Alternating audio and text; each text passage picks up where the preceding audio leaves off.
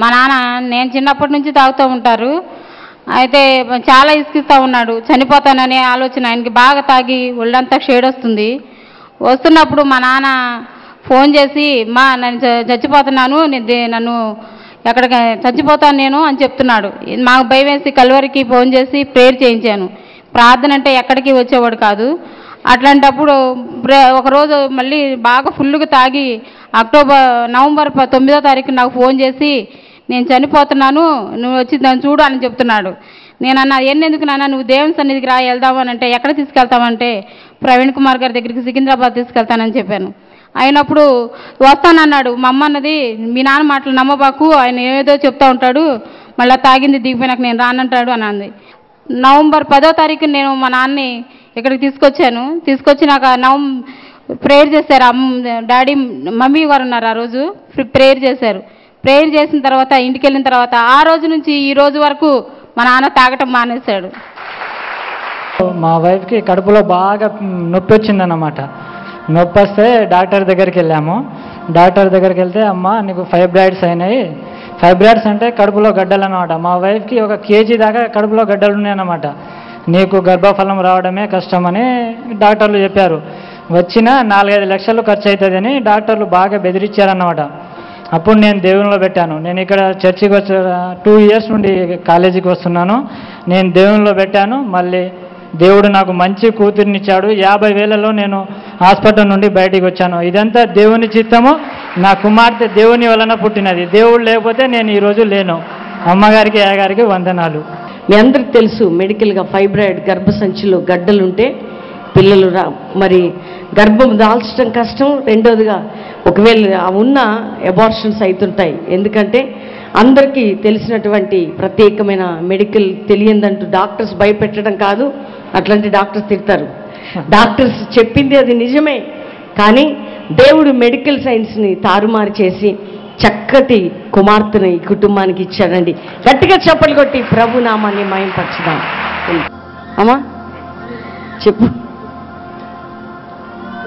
నేను చెప్పబోయే సాక్ష్యం ఏంటంటే, నేను కూడా సిగరెట్లు మందు తాగేవాడినండి.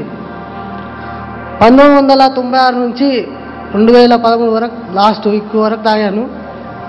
ఇక్కడ ఈ స్థానంలోకి వచ్చినాక జనవరి 16 నుంచి వస్తున్నాను ఇక్కడ మందిరంకు.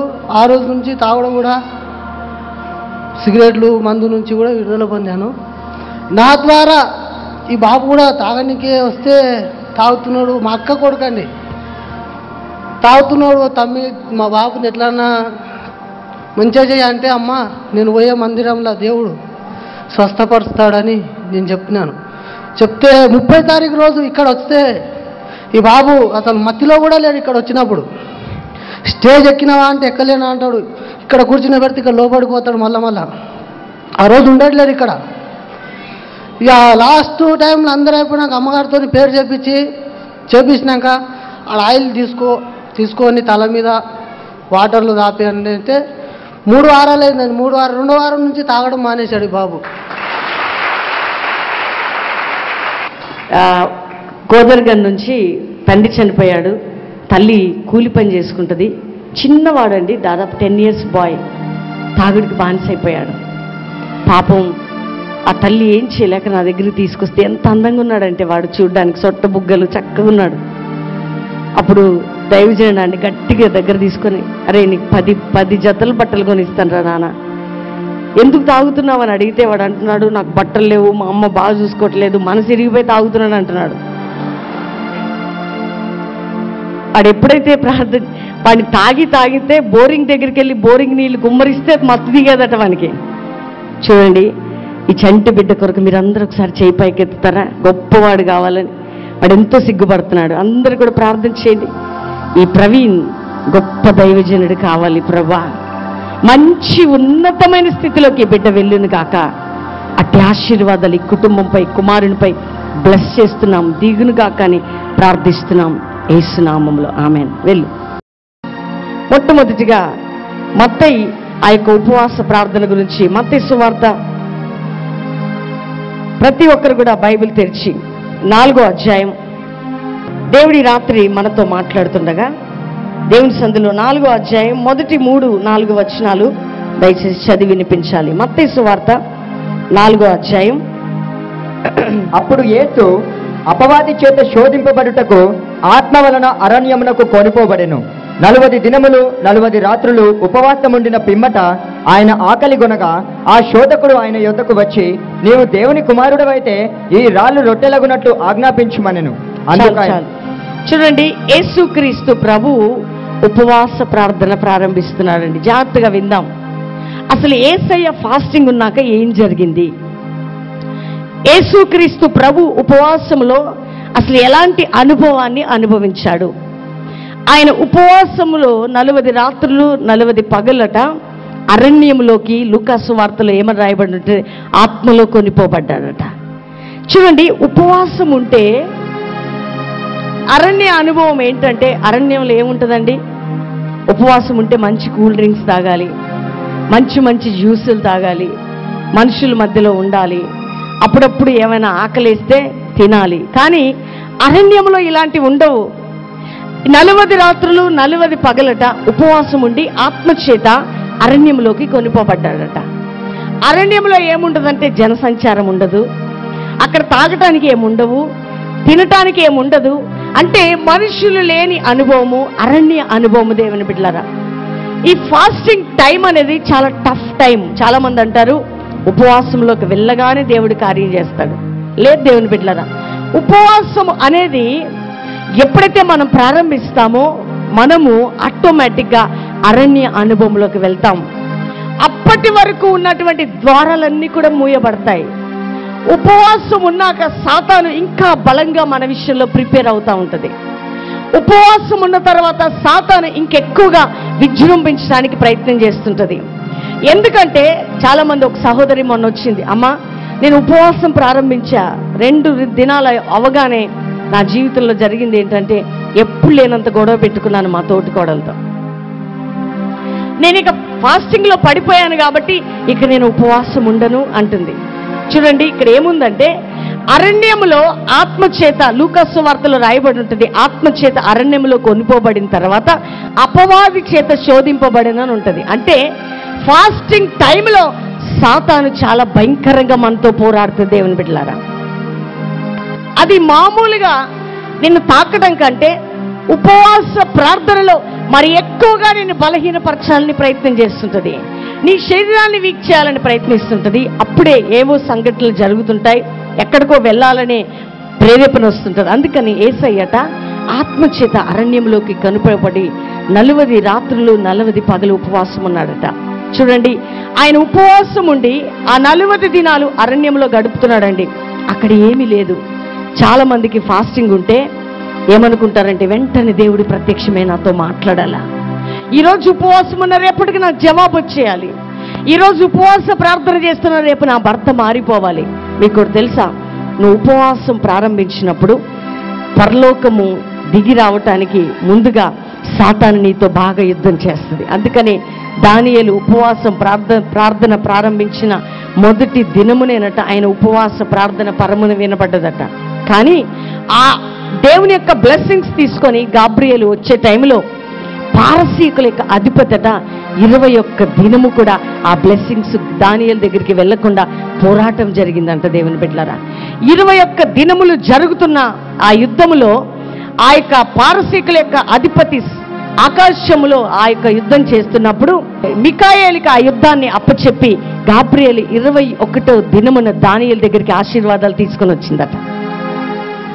చాలాసార్లు మనం అనుకుంటాం, ఫాస్టింగ్ ఉంటే ప్రభు వెంటనే కార్యం చేయను, ఆయన ఉపవాసం ఉన్న వెంటనే నా జీవితంలో అద్భుతం జరగాలి, ఈరోజు ఉపవాసం ఉన్న రేపు గొప్ప కార్యాలు జరగాలి. ఇంకా భయంకరమైన పోరాటం ఎక్కువైపోతుందండి. నువ్వు ఎప్పుడైతే అరణ్య అనుభవంలోకి వెళ్తావు, యేసుక్రీస్తు అరణ్యంలోకి వెళ్ళి ప్రార్థన చేసినట్టు నీకు అన్ని దారులు మూయబడతాయి, ఆర్థిక సమస్యలు ఎక్కువైపోతాయి, భార్య నుండి పోరాటం ఎక్కువైపోతుంది.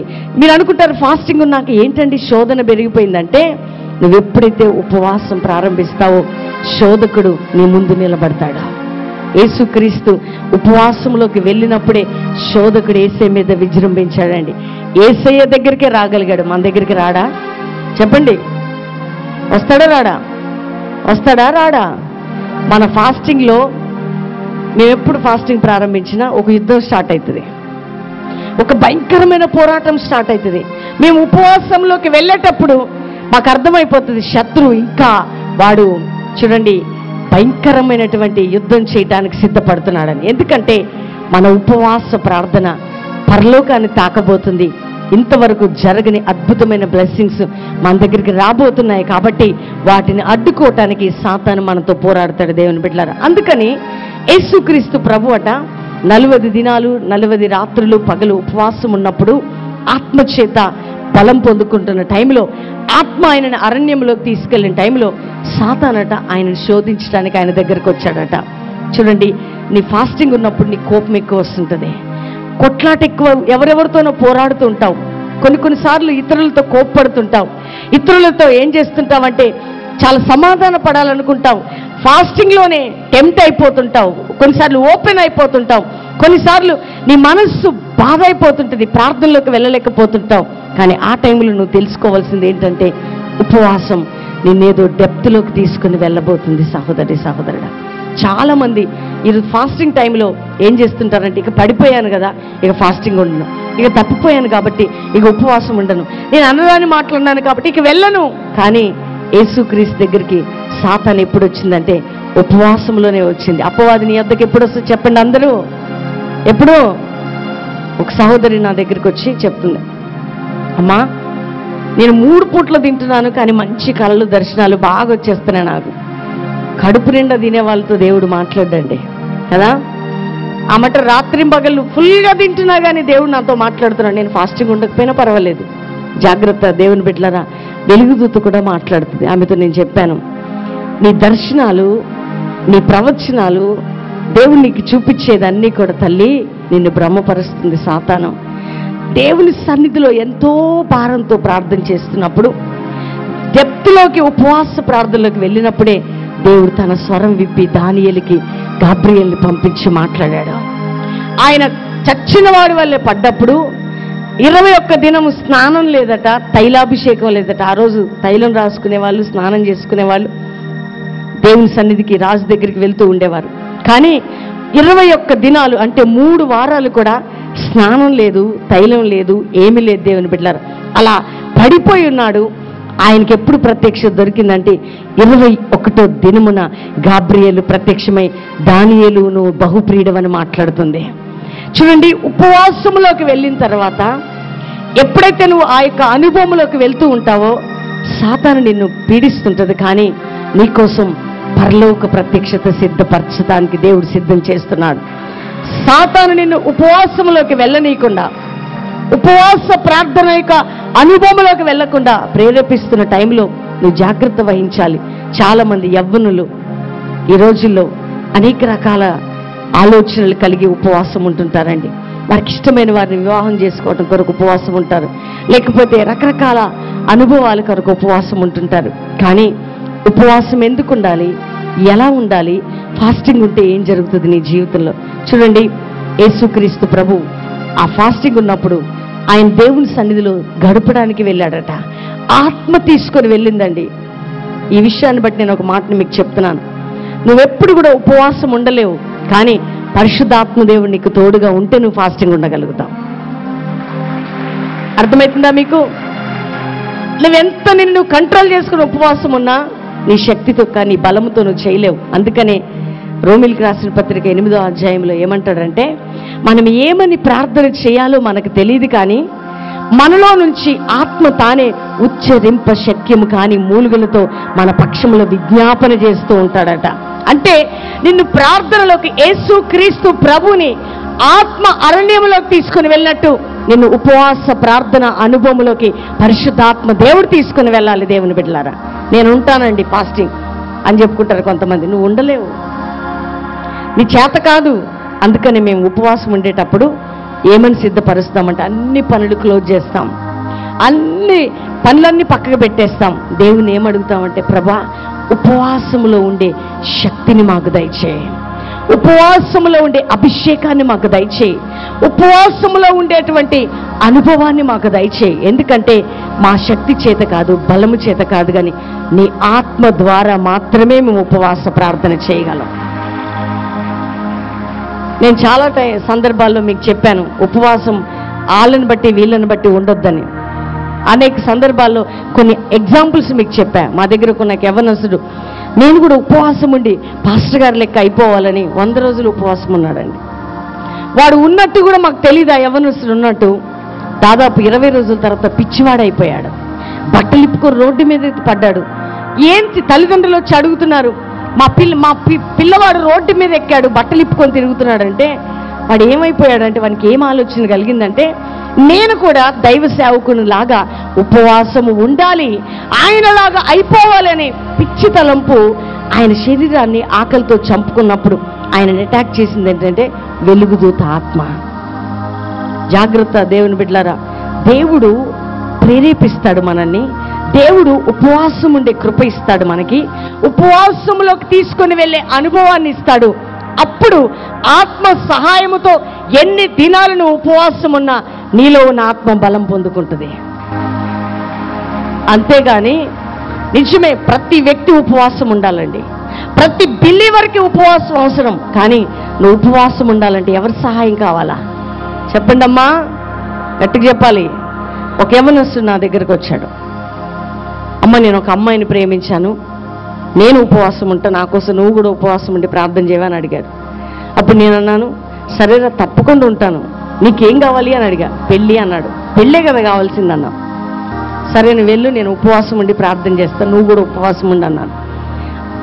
నేను ప్రార్థన చేయటానికి యవ్వనస్తుడు కదండి, తొట్టిల్లి తొందరపడి పాపం తెలిసి తెలియక దేవుని సందులో ఆకలి చంపుకొని అన్నం మానేసి ఉపవాసం ఉండి అడుగుతున్నాడు. వాని ఉపవాస ప్రార్థనకి ఏమి లేదండి, ఆత్మ నడిపింపు లేదు. అది దైవ చిత్తానుసారమైన ఫాస్టింగ్ కాదు, అది ఆత్మదేవుడు ప్రేరేపించింది కాదు. కానీ వాడి కొరకు నిజంగా ఉపవాసం ఉండి పరిశుద్ధాత్మ సహాయంతో చాలా దగ్గర వ్యక్తి ప్రియమైన వ్యక్తి ఉపవసించి నేను ప్రార్థన చేసినప్పుడు ఫిబ్రవరి 27వ తారీఖు లోపు ఆ అమ్మాయి పెళ్లి వేరే వంత అయిపోయింది. మనోడు చీమల మందు ఎలకల మందు దాగి వచ్చాడు నా దగ్గరికి. నేనేమన్నానమ్మా, 27వ తారీఖు అమ్మాయితో నాకు పెళ్లి కావాలంటే నువ్వు అమ్మాయి పెళ్లి కావాలని ప్రార్థన చేస్తావా అన్నాడు. చూడు ఎంత అమాయకుడో. నేను అన్నాను, నువ్వు కోరుకునేది అది దైవ చిత్తానుసారమైందిగా ఉండాలి. నీ ఉపవాసం రైట్ వేలో వెళ్ళాలా, నీ ఫాస్టింగ్ ఒక అర్థం ఉండాలి. నేను కోరుకున్న అమ్మాయితో పెళ్లి కావాలని నువ్వు ఉపవాస ప్రార్థన చేయటం అది దేవుని చిత్తం కాదు. అందుకని ఉపవాసం ఎందుకు చేయాలో, దేని కొరకు చేయాలో చాలా మందికి తెలియదండి. ఫాస్టింగ్ ప్రేయర్ అని అమ్మాయిలు అబ్బాయిలను పెళ్లి చేసుకోవడం కోసం, అబ్బాయిలు అమ్మాయిలను పెళ్లి చేసుకోవటం కోసం, లేకపోతే వస్తువుల కోసం, సంపద కోసం, దాని కొరకు దేని కొరకు ప్రార్థన చేస్తుంటారు. కానీ నువ్వు ఉపవాసంలో ఆత్మ బలముతో ఆత్మ నిన్ను ఆ యొక్క ఉపవాస అనుభవంలోకి వెళ్ళినప్పుడు నువ్వెంత అరణ్య అనుభవం లాంటి పరిస్థితులు నీకు ఎదురైనా నువ్వు యేసయ్యలాగా విజయం పొందుతావు. ఎందుకంటే పరిశుద్ధాత్మదేవుడు నీకు తోడుగా ఉంటాడు కాబట్టి. ఫాస్టింగ్ ఉన్నప్పుడు మంచి మంచి భక్తులు ఉపవాసం ఉండి ప్రార్థన చేస్తున్నప్పుడు మంచి మంచి వాసనలు వస్తుంటాయంటండి.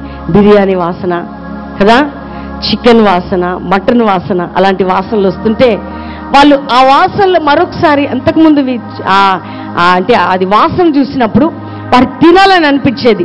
ఎప్పుడైతే ఆత్మ వారిని ఉపవాసంలోకి తీసుకొని వెళ్ళిందో అలాంటి వాసనలు అపవాది ఎన్ని పంపినా వాటి మీద మనసు పోద్ది దేవుని బిడ్డలారా. సాతాను మీ యొద్దకు వచ్చి శోధించడానికి ప్రయత్నం చేసిన, అరణ్యం లాంటి టఫ్ కండిషన్స్ మీకు వచ్చిన సాతానుని జయించే శక్తిని దేవుడు మీకు అనుగ్రహిస్తాడు దేవుని బిడ్డలారా. కాబట్టి ఈ రాత్రి ఎంతమంది నిజంగా ఆత్మచేత కొనిపోబడిన ఉపవాసం ఉండాలని ఆశ ఉన్నవారు మీ కుడి చేయి పైకెత్తండి. ఉందా మీకు నిజంగా? లేకపోతే ఉపవాసం ఉండాలని ఉందా? రియల్లీ దేవుని బిడ్డలారా, మీరు పరిశుద్ధాత్మ దేవుని సహాయం తీసుకుంటే మీరు ఉపవాసంలోకి వెళ్ళేప్పుడు, దేవా నాకు సహాయం చేయి ప్రభువా, నేను ప్రార్థనలో ఉండలేని వ్యక్తిని, ఉపవాసంలోకి వెళ్ళలేని వ్యక్తిని, కానీ ఈ అనుభవంలో నన్ను నడిపించు ప్రభువా అని ఎప్పుడైతే నువ్వు ప్రార్థన చేస్తావో పరిశుద్ధాత్మదేవుడు ఇంతవరకు ఉండని అనుభవంలో నేను నడిపిస్తాడు. ఒకసారి 14 దినాలు నేను ఫాస్టింగ్ ఉన్నానండి, ఏమీ తినకుండా, మార్నింగ్ ఈవినింగ్ జస్ట్ ఒక్క పూట కొన్ని వాటర్ తాగేదాన్ని. చాలా ఫాస్టింగ్స్ స్టార్టింగ్ అప్పుడు దాదాపు 7 years బలమైన ఉపవాస ప్రార్థన చేసేదాన్ని. అప్పుడు ఉపవాసం ఉన్నప్పుడు అందరు నీరు తాగుతున్నా నీరు తాగాలనిపించేది కాదు, అందరు జ్యూస్ తాగుతున్నా జ్యూస్ తాగాలనిపించేది కాదు, అందరూ ఏమో తింటున్నా తినాలనిపించేది కాదు. కానీ ఉపవాసంలో ఒక బలమైన శక్తిని మేము అనుభవించడం జరిగింది దేవుని బిడ్డలారా. ఒక గొప్ప దైవజనుడు వచ్చి నాతో అన్నాడు, నువ్వు ఎలా ఉంటున్నావమ్మా, నిజంగా నీ ముఖంలో ఒక గ్లోరీ, ఒక మహిమ ఉంది. రెండవదిగా నువ్వు చాలా యాక్టివ్గా ఉన్నావు. ఒక్క పూట కొన్ని గ్లాసులు నీళ్లు తాగుతున్నావు. 14 రోజులు అవుతుంది నీ ముఖంలో ఏమాత్రం గ్లోరీ తగ్గలేదంటే అది పరిశుద్ధాత్మ శక్తి మాత్రమే. కాబట్టి దేవుని బిడ్డలారా, ఆత్మ దేవుడు మనల్ని ఉపవాస ప్రార్థనలోకి తీసుకొని వెళ్ళినప్పుడు ఈ లోక సంబంధమైన శక్తులు ఎన్ని మన ఎదుటికి వచ్చి మనల్ని టెంప్ట్ చేసినా మనం యేసయ్యలాగా విజయాన్ని సాధించగలుగుతాం. అంత పవర్ ఉందండి ఉపవాసం.